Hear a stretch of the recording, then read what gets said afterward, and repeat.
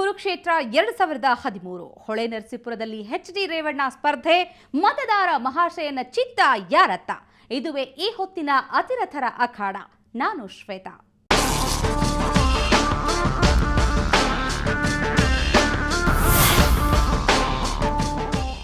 ಅವರು ಮಾಜಿ ಪ್ರಧಾನಿಯ ಪುತ್ರ. ಅಪ್ಪನ ಜೊತೆ ಇದ್ದುಕೊಂಡೇ ರಾಜಕೀಯಕ್ಕೆ ಎಂಟ್ರಿ ಕೊಟ್ಟವರು. ಶಾಸಕರಾಗಿ, ಸಚಿವರಾಗಿ ಹಲವು ಕೆಲಸ ಕಾರ್ಯಗಳನ್ನ ಮಾಡಿ ಸೈ ಅನಿಸಿಕೊಂಡವರು ಅವರೇ ಎಚ್.ಡಿ. ರೇವಣ್ಣ. ಈ ಬಾರಿ ಮತ್ತೊಮ್ಮೆ ಹೊಳೆನರಸೀಪುರ ಕ್ಷೇತ್ರದಲ್ಲಿ ಅದೃಷ್ಟ ಪರೀಕ್ಷೆಗೆ ಮುಂದಾಗಿದ್ದಾರೆ. ಅವರ ಹಿನ್ನೆಲೆ ಏನು, ರಾಜಕೀಯದಲ್ಲಿ ಹೇಗೆ ಹೆಜ್ಜೆ ಇಟ್ಟರು ಅನ್ನೋದನ್ನ ನೋಡೋಣ ಬನ್ನಿ.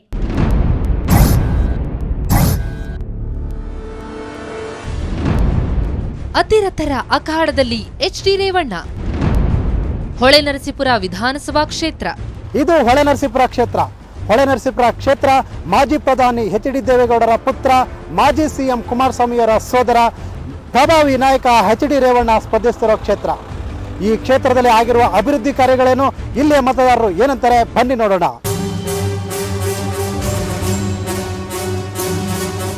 ಇದು ಹೊಳೆನರಸೀಪುರ ಕ್ಷೇತ್ರ. ಈ ಕ್ಷೇತ್ರ ಎಲ್ಲರಿಗೂ ಪರಿಚಿತ. ರಾಜಕೀಯ ಭೀಷ್ಮ ಎಂದೇ ಕರೆಯಲ್ಪಡುವ ಮಾಜಿ ಪ್ರಧಾನಿ ದೇವೇಗೌಡರ ತವರೂರು. ಈಗ ಈ ಕ್ಷೇತ್ರದಲ್ಲಿ ಸ್ಪರ್ಧಿಸುತ್ತಿರುವವರು ದೇವೇಗೌಡರ ಪುತ್ರ ಎಚ್.ಡಿ. ರೇವಣ್ಣ. ಹೀಗಾಗಿ ಈ ಕ್ಷೇತ್ರ ಅತಿರಥರ ಕ್ಷೇತ್ರವಾಗಿದೆ.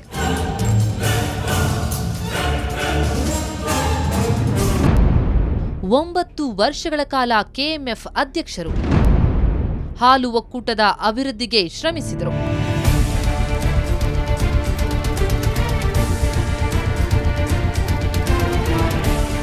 ಎಚ್.ಡಿ. ರೇವಣ್ಣ ಪ್ರಭಾವಿ ನಾಯಕ. ಸತತವಾಗಿ 9 ವರ್ಷಗಳ ಕಾಲ ಕೆಎಂಎಫ್ನ ಆಡಳಿತದ ಚುಕ್ಕಾಣಿ ಹಿಡಿದಿದ್ದ ಜೆಡಿಎಸ್ ನಾಯಕ ಎಚ್.ಡಿ. ರೇವಣ್ಣ ಕೆಎಂಎಫ್ನ ಹಲವಾರು ಯೋಜನೆಗಳ ಮಂಜೂರಾತಿಗೆ ಶ್ರಮಿಸಿದ್ದಾರೆ. ಎಚ್.ಡಿ. ದೇವೇಗೌಡರು ಪ್ರಧಾನಿಯಾಗಿದ್ದ ಕಾಲದಿಂದಲೂ ಕೋಟ್ಯಂತರ ರೂಪಾಯಿ ಯೋಜನೆಗಳನ್ನು ಕಾರ್ಯರೂಪಕ್ಕೆ ಇಳಿಸುವಲ್ಲಿ ಇವರ ಪ್ರಯತ್ನ ದೊಡ್ಡದು. ಬೆಂಗಳೂರಿನ ಮೆಗಾ ಡೇರಿ, ಚನ್ನರಾಯಪಟ್ಟಣದ ಹಾಲಿನ ಪುಡಿ ತಯಾರಿಕಾ ಘಟಕದಂತಹ ಬೃಹತ್ ಯೋಜನೆಗಳು ಹಾಗೂ ಸಂಸ್ಥೆಯ ಇತರ ಘಟಕಗಳ ಮೇಲ್ದರ್ಜೆಗೆ ಏರಿಸೋದರ ಹಿಂದೆ ಇವರ ಶ್ರಮವಿದೆ. ಕೆಎಂಎಫ್ ಎಂದ್ರೆ ರೇವಣ್ಣ, ರೇವಣ್ಣ ಎಂದ್ರೆ ಕೆಎಂಎಫ್ ಎಂಬುವಷ್ಟರ ಮಟ್ಟಿಗೆ ಸಂಸ್ಥೆಯೊಂದಿಗೆ ಅವರ ಒಡನಾಟವಿತ್ತು.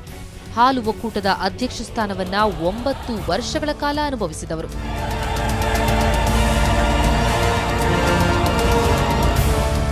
ಹೊಳೆನರಸೀಪುರದಲ್ಲಿ ಅಭಿವೃದ್ಧಿ ಅನ್ನೋದನ್ನ ಎಲ್ಲ ವರ್ಗಕ್ಕೂ, ಎಲ್ಲ ಜನಾಂಗಕ್ಕೂ, ಎಲ್ಲ ತಾಲೂಕಿಗೂ ಮೀಸಲಾಗಿಟ್ಟಂಥ ವ್ಯಕ್ತಿ ಅಂದರೆ ಹಾಸನ ಜಿಲ್ಲೆನೇ ಒಂದು ಮಾದರಿ ಜಿಲ್ಲೆಯಾಗಿ ಮಾಡಿದಂಥ ವ್ಯಕ್ತಿ ರೇವಣ್ಣವರು. ಅವರ ಆ ಅಭಿವೃದ್ಧಿ ಅಧಿಕಾರ ಅಂದರೆ ರೇವಣ್ಣ ಅಂತ ಹೇಳ್ಬೋದು. ಹೊಳೆನರಸೀಪುರದ 50 ವರ್ಷದ ಫ್ಯೂಚರ್ ಪ್ಲಾನ್ನ ಮಾಡಿಟ್ಟಿರೋಂಥ ವ್ಯಕ್ತಿ ನಮ್ಮ ನೆಚ್ಚಿನ ಶಾಸಕರಾದ ರೇವಣ್ಣ ಅವ್ರು ಬಿಟ್ಟರೆ ಯಾರೂ ಮಾಡೋಕ್ಕೆ ಸಾಧ್ಯ ಇಲ್ಲ. ಹರದನಹಳ್ಳಿ ದೇವೇಗೌಡ ರೇವಣ್ಣ ಇವರು ಹುಟ್ಟಿದ್ದು ಡಿಸೆಂಬರ್ 17, 1957. ಹರದನಹಳ್ಳಿ ಮತ್ತು ಹೊಳೆನರಸೀಪುರದಲ್ಲಿ ಶಿಕ್ಷಣ ಮುಗಿಸಿದ್ರು.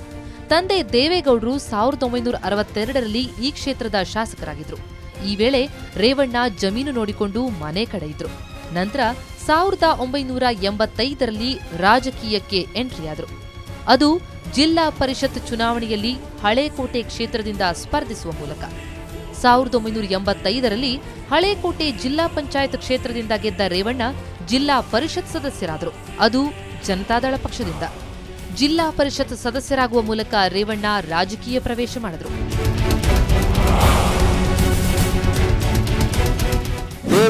ದೇವೇಗೌಡರು ಫ್ಯಾಮಿಲಿ ಏನು ಅಂತ ತೋರಿಸ್ಕೊಟ್ಟವರು ನಮ್ಮ ಎಚ್.ಡಿ. ರೇವಣ್ಣವರು ಹಾಗೂ ಕುಮಾರಸ್ವಾಮಿ ಅವರು. ಕರ್ನಾಟಕದ ಇತಿಹಾಸದಲ್ಲಿ ಹಾಸನ ಜಿಲ್ಲೆನ ಒಂದು ಮಾದರಿ ಜಿಲ್ಲೆಯಾಗಿ ಮಾಡಿದ್ದಾರೆ. ಇಲ್ಲಿ ತನಕ ಯಾರು ಮಾಡಬಾರ್ದಂತ ಯಾರು ಮಾಡಿಲ್ಲ, ಯಾರು ಮುಂದೆ ಮಾಡೋದು ಇಲ್ಲ. ಆ ಥರ ಈ ಕ್ಷೇತ್ರನ, ಈ ಜಿಲ್ಲೆನ ಅಭಿವೃದ್ಧಿಗೊಳಿಸಿರೋಂಥವರು ಎಚ್.ಡಿ. ರೇವಣ್ಣವರು. 3 ಬಾರಿ ವಿಜಯಿಯಾಗಿದ್ದಾರೆ. ಮಂತ್ರಿಯಾಗಿಯೂ ಸೇವೆ. ಮಾಜಿ ಪ್ರಧಾನಿ ಎಚ್.ಡಿ. ದೇವೇಗೌಡರ ಪುತ್ರರಾಗಿರುವ ರೇವಣ್ಣ ಕ್ಷೇತ್ರ, ಜಿಲ್ಲೆ ಹಾಗೂ ರಾಜ್ಯ ಮಟ್ಟದಲ್ಲಿ ತನ್ನದೇ ಆದ ಪ್ರಾಬಲ್ಯ ಹೊಂದಿದ್ದಾರೆ. ಎಚ್.ಡಿ. ರೇವಣ್ಣ ಹೊಳೆನರಸೀಪುರ ವಿಧಾನಸಭಾ ಕ್ಷೇತ್ರದಲ್ಲಿ 3 ಬಾರಿ ಗೆದ್ದಿದ್ದಾರೆ.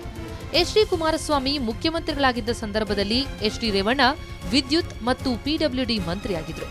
ಕಳೆದ ಬಾರಿಯ ಚುನಾವಣೆಯಲ್ಲೂ ಹೊಳೆನರಸೀಪುರ ಕ್ಷೇತ್ರದಲ್ಲಿ ಗೆಲುವು ಸಾಧಿಸಿದ ರೇವಣ್ಣ ಜೆಡಿಎಲ್ಪಿ ನಾಯಕರಾಗಿದ್ದಾರೆ. ಅಧಿವೇಶನಗಳಲ್ಲಿ ಸರ್ಕಾರದ ವಿರುದ್ಧ ಕೆಂಡಾಮಂಡಲರಾಗಿದ್ದಾರೆ. ಸರ್ಕಾರದ ಲೋಪದೋಷಗಳನ್ನ ಚರ್ಚಿಸಿ ಸರ್ಕಾರಕ್ಕೆ ಹಲವು ಬಾರಿ ತಲೆನೋವಾಗಿದ್ದಾರೆ. ಅಲ್ಲದೆ ತನ್ನ ಪ್ರಾಬಲ್ಯದೊಂದಿಗೆ ಸಿಎಂ, ಸಚಿವರು, ಅಧಿಕಾರಿಗಳನ್ನ ತರಾಟೆಗೆ ತೆಗೆದುಕೊಂಡಿರುವ ನಾಯಕ ರೇವಣ್ಣ. ಪ್ರಭಾವಿ ಮತ್ತು ಚಾಣಾಕ್ಷತನದ ರಾಜಕಾರಣಿ ಅಂದ್ರೆ ಎಚ್.ಡಿ. ರೇವಣ್ಣ. ನಾನು ಯಾವುದೇ ಸ್ಥಾನದ ಆಕಾಂಕ್ಷಿಯಲ್ಲ. ಜನ ಬಯಸುವವರೆಗೆ ಜನ ಸೇವೆ ಮಾಡ್ತೇನೆ. ಅಧಿಕಾರದ ಆಸೆ ಸುತರಾಮ್ ಇಲ್ಲ.